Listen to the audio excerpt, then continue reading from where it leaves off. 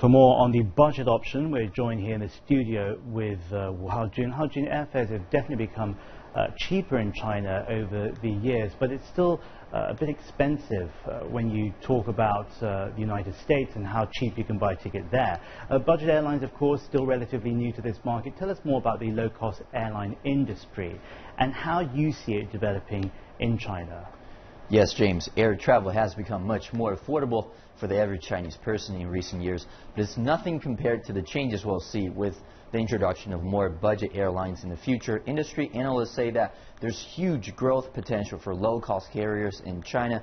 According to the ticketing database Amadeus, South Asia has the highest percentage now of air travel via low-cost carriers at 57%. And across Europe, the market share of low-cost carriers has reached 38%. But in China, only about 5% now of all travel is done through budget airlines.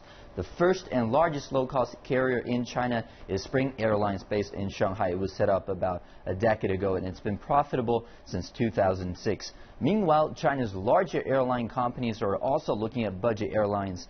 HNA Group, parent of Hainan Airlines, converted its subsidiary West Air into a budget airline at the end of 2012. James? That seems to be good news for passengers, but what will be the impact of budget carriers on China's overall airline industry? Are we going to really see a shift there? Right. There are concerns that the introduction of more budget airlines will have a negative impact on China's airline industry, which is already suffering from fierce competition from the country's rail network.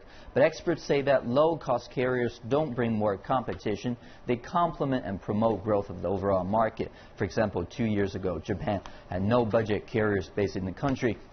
And then 3 new budget carriers were introduced into the market, which boosted aviation and tourism in Japan. According to the country's Ministry of Land, Infrastructure, Transport and Tourism, domestic air travel rose by 8.7% between 2012 and 2013.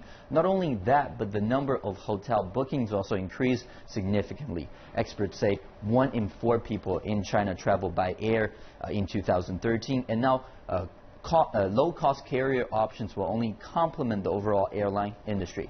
Back to you, James. I think choice and free market principles definitely going to have a way forward here.